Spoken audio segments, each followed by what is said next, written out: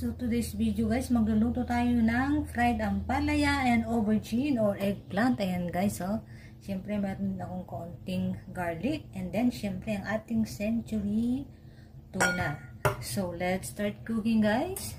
So ayan na guys, maglalagay na tayo ng mantika. Ayan, kapag mainit na ang ating kalan, lalagay na tayo ng mantika. Then, dalagay na natin ang ating bawang. Ayan. Ayan guys. Stir fry lang natin hanggang sa lalabas yung aroma ng ating garlic. Ayan. Pwede nyo i-smash. Depende sa gusto nyo guys. Ayan. Kapag okay na, lalagay na natin ang ating bitter gourd. Ayan. Binabad ko pala sa tubig ito guys with asin. Para mabawasan yung bitter niya. Ayan, o yung pait. Ayan, bisa lang natin siya hanggang sa maluto. So, ayan guys, kapag okay na, ilalagay na natin yung ating eggplant. Ayan, tinanggal ko pala yung balat niya para mas malambot. Ayan guys. Yung tamang halo lang, mix.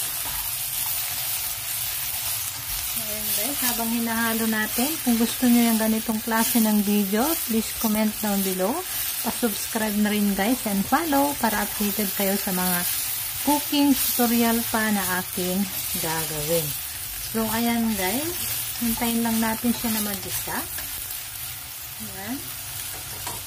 Cover lang natin siya para yung moist niya magtutubig siya. So, ayan guys, after how many minutes? 3 minutes, lalagay na natin ang ating century tuna flakes. Ayan.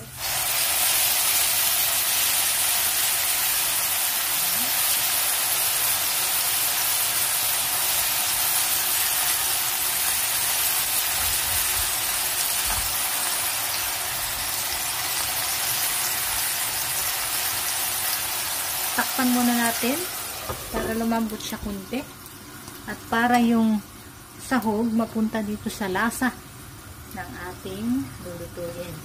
So ayan guys, i-check na natin. Ayan, luto na ang ating bitter gourd. So ayan guys, tamang halo lang, huwag natin siya masyadong lantain para crispy pa rin yung ating bitter gourd. So, ayan guys, luto na ang aking bitter gourd. Ayan guys. Yummy, yummy. So, let's eat guys. Thank you for watching. Have a good day.